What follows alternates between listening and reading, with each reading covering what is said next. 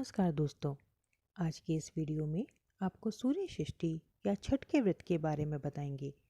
कार्तिक शुक्ल षष्ठी को छठ का व्रत किया जाता है। हिंदू धर्म में इस त्यौहार का विशेष स्थान है। मुख्य रूप से बिहार, झारखंड और उत्तर प्रदेश में यह त्यौहार बड़े ही हर्षोल्लास के साथ मनाया जाता है।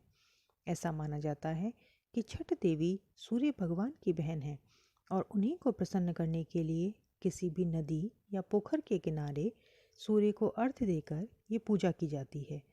भगवान सूर्य की अपार कृपा प्राप्ति के लिए बड़े नियम और निष्ठा से स्त्री और पुरुष दोनों ही 3 दिन का कठोर उपवास रखते हैं।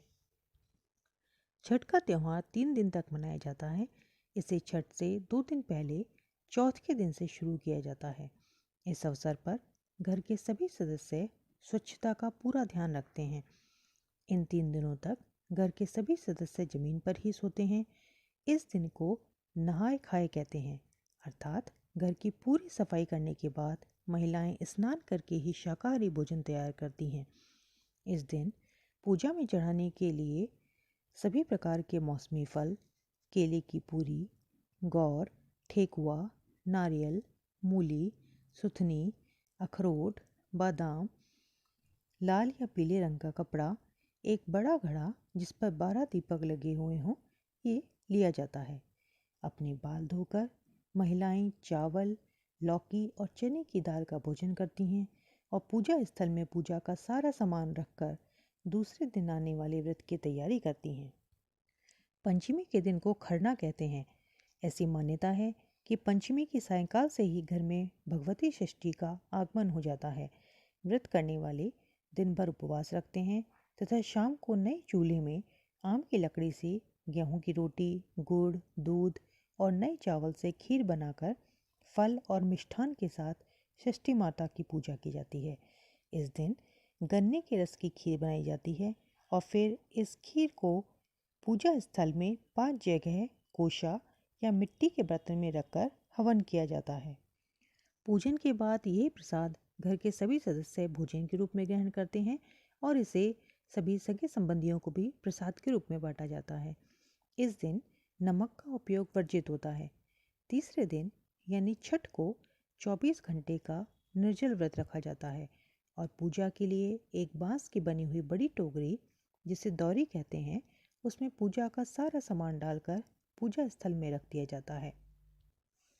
पूजा स्थल में गन्ने के पेड़ से एक छत्र बनाकर और उसके नीचे मिट्टी का एक बड़ा बर्तन, दीपक तथा मिट्टी का हाथी बनाकर रखा जाता है।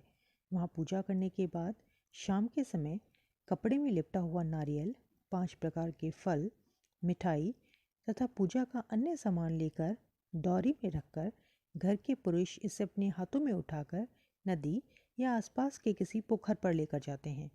महिलाएं, पुरुष, बच्चे सभी दिन ढलने से पहले नदी के किनारे सोहर, जो वहाँ का लोकगीत होता है, गाते हुए पहुँच जाते हैं। नदी किनारे जाकर नदी से मिट्टी निकालकर छठ माता का चौक बनाते हैं। वहीं पूजा का सारा सामान रखकर नारियल चढ़ाते हैं और दीप जलाते हैं। उसके बाद टखने भर पानी में जाकर खड़े होते हैं और सूर्य भगवान की पूजा के लिए दौरी में सारा सामान लेकर पानी से अर्घ्य देते हैं। इसके बाद 5 बार परिक्रमा करते हैं। सूर्यास्त होने के बाद सारा सामान लेकर सोहर गाते हुए घर आ जाते हैं और पूजा स्थल पर रख देते हैं। इसके बाद रात्रि जागरण होता है। रात्रि जागरण के समय 5 ईखों को या 5 गन्नों को तंबू के रूप में सजाकर भूमि पर पकवान और दीपक सजाए जाते हैं। महिलाएं छठ माता के गीत गाती हैं। सप्तमी के दिन सुबह ब्रह्म मुहूर्त में पूजा का सारा नया सामान लेकर नदी किनारे जाते हैं। फिर से उसी प्रकार नदी से मिट्टी निकालकर छठ माता की चौकी बनाते हैं और पूजा का सारा सामान रखकर पूजा करते हैं। सूर्य भगवान की प्रतीक्षा में महिलाएं अपने हाथों में सामान से भरा हुआ सूप या दौरी लेकर सूर्य भगवान की आराधना में पूजा करने के लिए नदी में खड़ी हो जाती हैं। जैसे ही सूर्य की पहली किरण दिखाई देती है, महिलाएं दूध से अर्घ्य देती हैं। इस समय सभी नदी में नहाते हैं। अंकुरित चना हाथ में लेकर छठ माता की कहानी सुनते हैं। और गीत गाते हुए पूजा का सामान लेकर वापस घर आ जाते हैं। घर पहुंचकर पूजा स्थल पर पूजा का सामान रख दिया जाता है और महिलाएं प्रसाद लेकर अपना व्रत खोलती हैं। छठ पूजा में कोशी भरने की भी मान्यता है। कोई भी व्यक्ति अपने किसी प्रिय के लिए छठ माता से मनोकामना करता है तो वह पूरी करने के लिए कोसी भरी जाती है। इसके लिए छठ पूजन के साथ साथ गन्ने के 12 पेड़ों से एक समूह बनाकर उसके नीचे एक मिट्टी का बड़ा घड़ा, जिस पर 6 दीपक होते हैं, पूजा स्थल में रखे जाते हैं और बाद में इसी प्रक्रिया से नदी किनारे पूजा की जाती है। ऐसा माना जाता है कि छठ माता और सूर्य भगवान से इस दिन जो भी मनोकामना मांगी जाती है वह पूरी होती है। इस व्रत में जरा सी भी असावधानी से व्रत भंग हो सकता है, लेकिन सच्चे मन से किया गया व्रत शीघ्र फल देता है। छठ माता की पूजा के दौरान यूँ तो कई कथाएं कही जाती हैं, किंतु ये 2 कहानियाँ अधिक प्रचलन में हैं। पहली कहानी, किसी नगर में एक राजा थे। उनके कोई संतान नहीं थी, इस कारण वे अत्यधिक दुखी थे। उन्होंने महर्षि कश्यप से पुत्र प्राप्ति का यज्ञ करवाया। यज्ञ के प्रभाव से उनकी पत्नी गर्भवती हुई, किंतु उन्होंने मरे हुए बालक को जन्म दिया। राजा इससे अत्यधिक दुखी हुए और उन्होंने आत्महत्या करने का निश्चय कर लिया। राजा जैसे ही आत्महत्या करने वाले थे, वैसे ही एक देवी प्रकट हुई और उन्होंने कहा, राजन, मैं छठ माता हूँ। मैं सभी मनोकामनाओं को पूर्ण करने वाली हूँ। अतः तुम मेरी पूजा करो, तुम्हें पुत्र की प्राप्ति अवश्य होगी।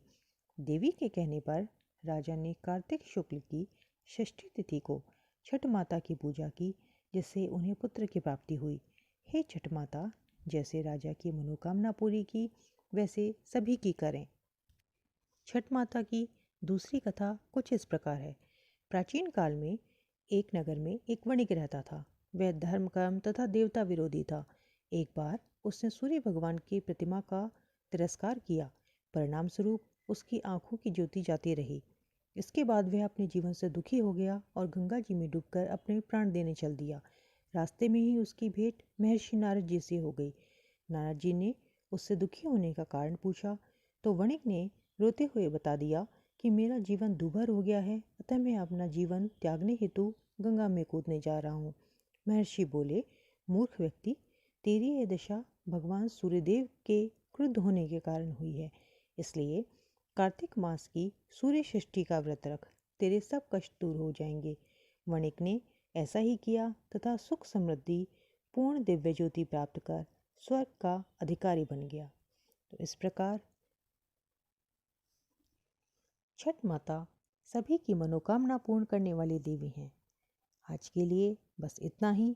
यदि आपको मेरा ये वीडियो पसंद आया तो इसे लाइक करें, मेरे चैनल को सब्सक्राइब करें और मेरी लेटेस्ट वीडियोस की नोटिफिकेशंस के लिए बेल आइकन दबाएं।